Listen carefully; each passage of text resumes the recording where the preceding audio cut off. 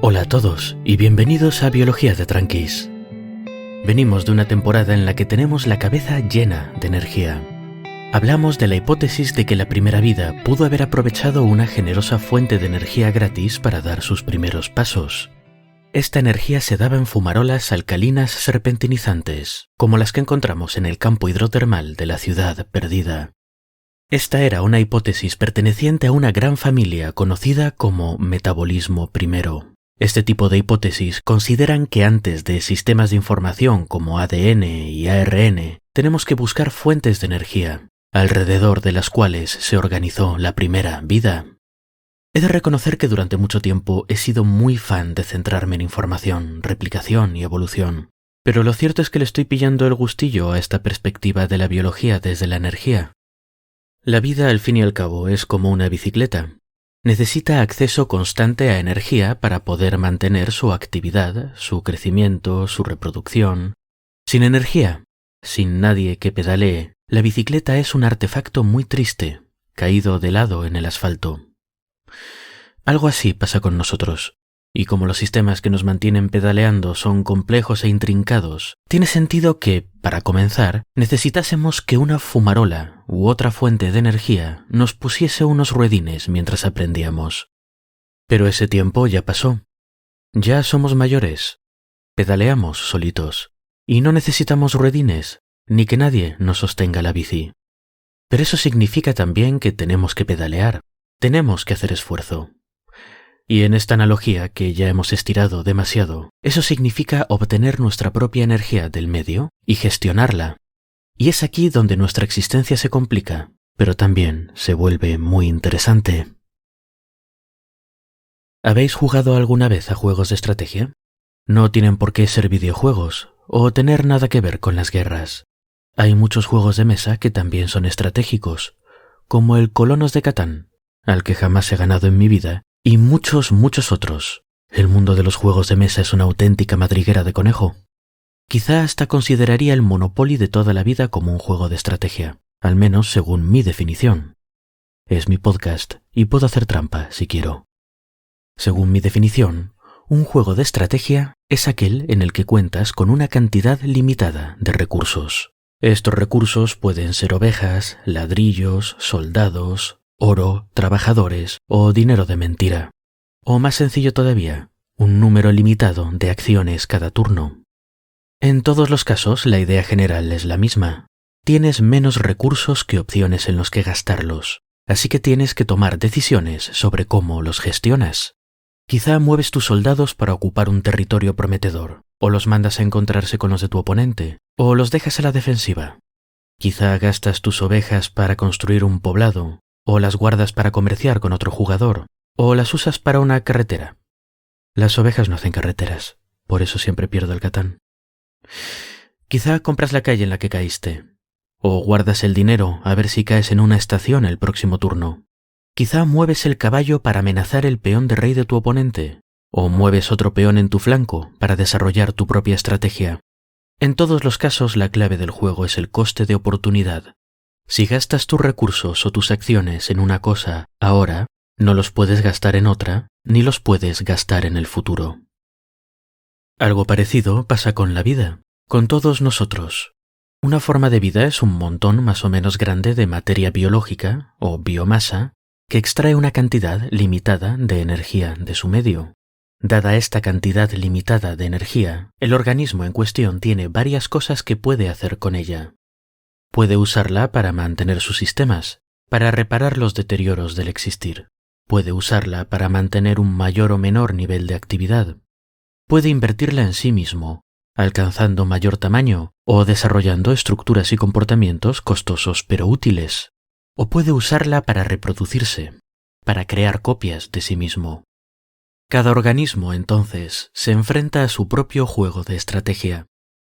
Dadas las condiciones de tu ambiente, y dada una cantidad de energía disponible, ¿cuál es la forma más efectiva de invertirla? Por supuesto, el cómo entendamos efectividad depende de nuestro objetivo, Pero como estamos hablando de biología y evolución, podemos considerar que la condición de victoria en nuestro juego es dejar más descendencia que otros organismos de nuestra misma especie que están jugando al mismo juego. Intuitivamente quizá podríamos pensar que la solución óptima es fácil. Si quieres reproducirte más, invierte más energía en reproducirte. Pero si echamos un vistazo a la naturaleza, claramente no es tan fácil. Fijándonos tan solo en animales, podemos ver ratones pequeños y enormes ballenas azules. Tenemos peces kili, que pueden completar su ciclo de vida en 2 semanas, y tiburones de Groenlandia que no alcanzan la madurez sexual hasta los 150 años de edad. Aunque podemos discutir si de estas especies hay unas u otras con más o menos éxito, esta diversidad claramente nos indica que el abanico de estrategias viables es grande. La pregunta que nos toca hacernos entonces es ¿bajo qué condiciones es una estrategia mejor que otra? ¿Y cuáles son los mecanismos genéticos o fisiológicos que determinan cómo los organismos gastan su preciosa energía? ¿Cuáles, en definitiva, son las reglas básicas de este gran juego de estrategia que es la vida? Estas son preguntas que abarcan muchos campos diferentes: genética, evolución, fisiología y ecología, entre otros. Y por eso son tan fascinantes. La primera gran elección que tiene que hacer un organismo a la hora de definir su estrategia es cuántos de sus recursos va a dedicar a reproducirse y cuántos va a invertir en sí mismo. La forma más obvia de invertir recursos en uno mismo es crecer.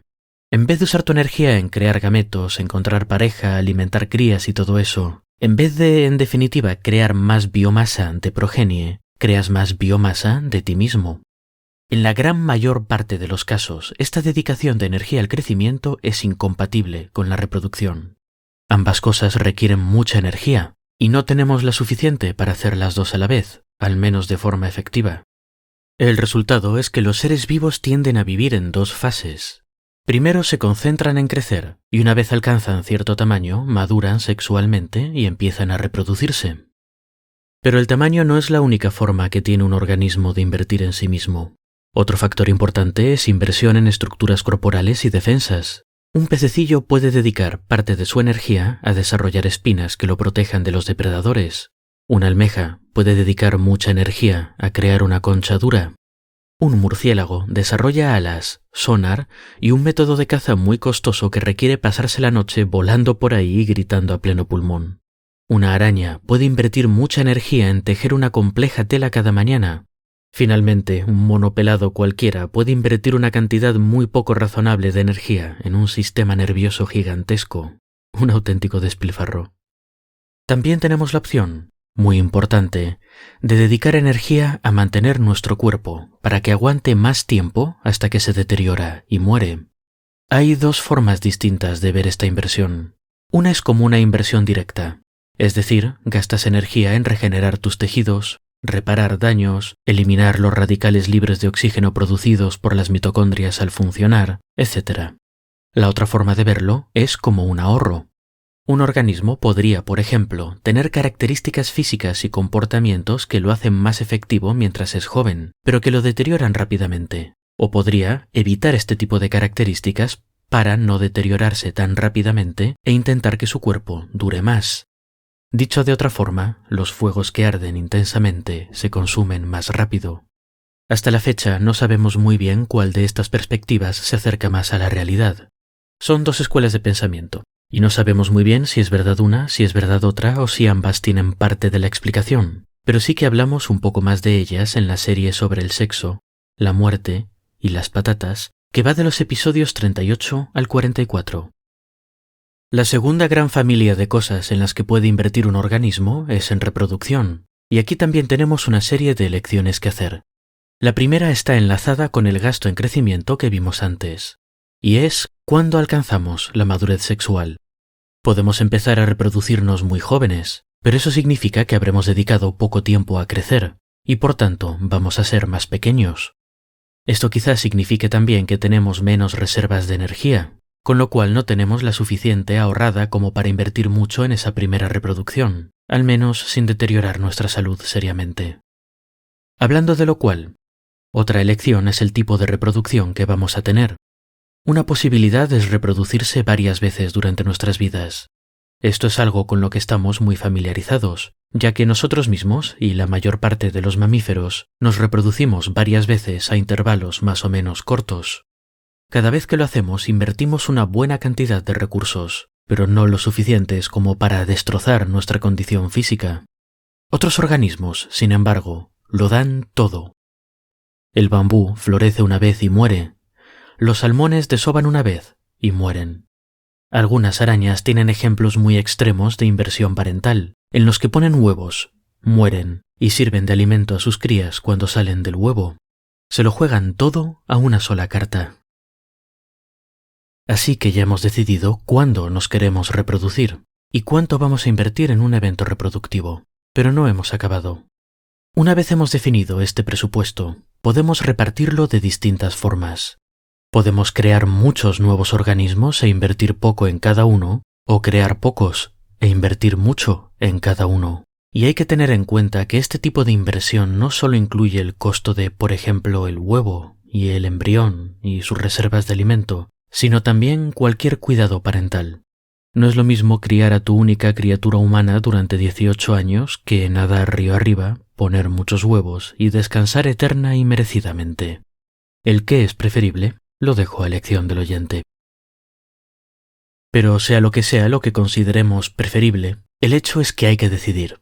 Cada organismo que vemos a nuestro alrededor ha adoptado una estrategia específica, ha tomado un conjunto de decisiones con respecto a cómo gastar su presupuesto de energía. Estas decisiones, claro, no son conscientes.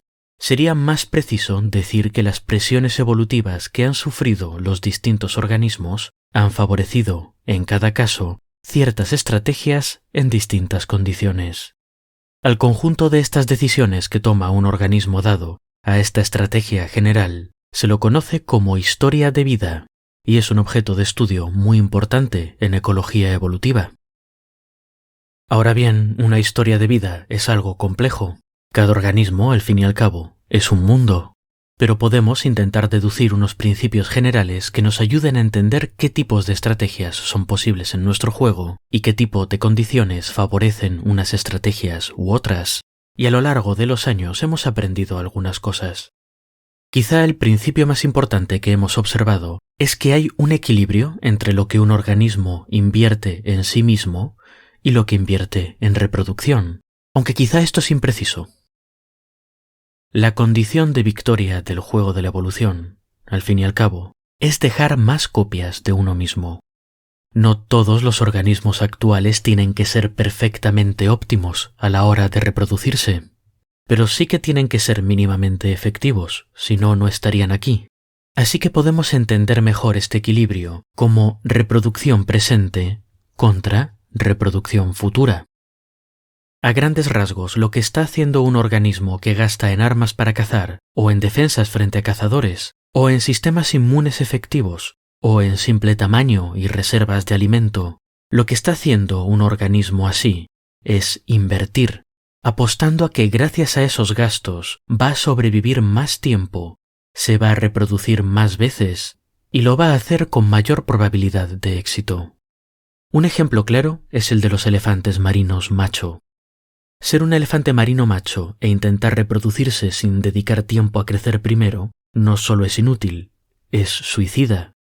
Los machos pelean entre ellos por harenes enteros de hembras.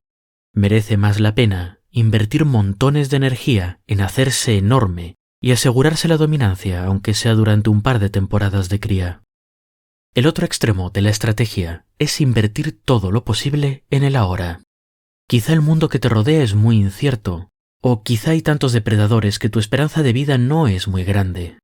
En esos casos, es mejor aprovechar el presente, reproducirse lo máximo posible y dejar el máximo de descendencia antes de encontrarte con tu destino. No merece la pena guardar para el futuro si no hay futuro. El ejemplo típico de esto es el ratón, un animal pequeño, alimento favorito de todo tipo de depredadores. Si un ratón invierte en un cuerpo que ahora no se reproduce, pero que dentro de 10 años va a ser increíble, es muy probable que se lo coma una lechuza antes de los 2 años y pierda la inversión. El ratón que intente reproducirse antes de la hora de la lechuza y sacar la mayor cantidad de ratoncitos posible ganará el juego en este escenario.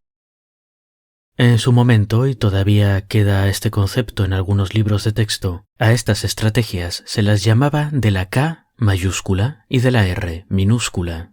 La estrategia de la K se correspondía con organismos que vivían en ambientes con altas densidades de población y pocos recursos para todos. En estos casos, la idea es que sería mejor emplear la energía en hacerse grande y fuerte, reproducirse cuando se está en buenas condiciones, tener poca descendencia de calidad y cuidarla bien. Los organismos que siguen la estrategia de la R, en cambio, estarían en ambientes con muchos recursos y espacio para expandirse, así que empiezan a reproducirse temprano sin crecer demasiado con el fin de generar mucha descendencia, muy rápido, con poca inversión individual, para llenar rápidamente el espacio. El nombre de las estrategias de la K y de la R viene de dos términos de una ecuación que se usa para calcular las dinámicas de una población, pero no hace falta que os preocupéis mucho por eso. Aunque las ecuaciones conservan su utilidad, con el tiempo se ha visto que el modelo de clasificación en estrategias de K y R es un poco simplista. En su lugar ahora hablamos de un espectro entre organismos que tienen estrategias más rápidas y más lentas, cuyos extremos corresponden más o menos con estas estrategias modelo, con la K y con la R. Pero no hay que olvidar que es un espectro y que hay organismos que pueden caer en lugares más intermedios en cada una de estas características, en su tamaño, en su inversión parental, en la cantidad de crías por camada, etc.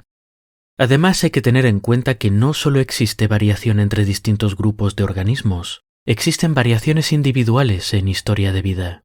Y si lo pensamos, es lógico. Si todos los organismos de una especie tuvieran exactamente la misma estrategia, la selección natural no podría actuar. Nadie podría ganar el juego, al menos no debido a una estrategia superior. Además, estas estrategias, estas historias de vida, también pueden cambiar en respuesta al ambiente y de forma relativamente rápida. Por ejemplo, las pulgas de agua del género Daphnia pueden desarrollar espinas defensivas si se las expone a sustancias químicas pertenecientes a peces depredadores durante su desarrollo. Este es un efecto epigenético. Explicamos la epigenética en los episodios del 59 al 63, si estáis interesados. Y este efecto epigenético aumenta las defensas de las pulgas de agua, reduce la depredación, pero también reduce su fecundidad. De forma efectiva desvía energía de la reproducción al cuerpo, de la reproducción presente a la reproducción futura, desplazando la estrategia de la pulga de agua hacia la parte lenta del espectro. Finalmente, las historias de vida también pueden modificarse en base a comportamientos. Por ejemplo, la presencia de más o menos depredadores y las condiciones nutricionales pueden hacer que una hembra de pájaro ponga más o menos huevos, o ponerlos más grandes o más pequeños, y lo mismo pasa con moscas de la fruta. Lo que sí está claro es que para la ecología y la biología evolutiva, este marco de las historias de vida es muy útil, aunque sea en su forma más simple. Nos dice que los organismos no tienen energía para todo, que tienen que elegir, y que esas elecciones, normalmente, se agrupan en un eje de mucha reproducción muy temprana o poca reproducción más gradual durante más tiempo, de inversión en reproducción inmediata contra inversión en el cuerpo, de inversión en el presente contra inversión en el futuro. Y esta teoría de las historias de vida nos dice que no se puede tener todo. ¿Pero es esto verdad?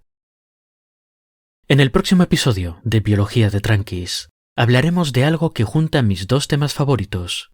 Por un lado, animalitos curiosos. Por otro, y ya que empezamos el episodio hablando de bicicletas, cosas que meten un palo entre los radios de nuestras bonitas teorías. Hablaremos de la rata topo desnuda. Hasta entonces pues, y espero que hayáis disfrutado el episodio.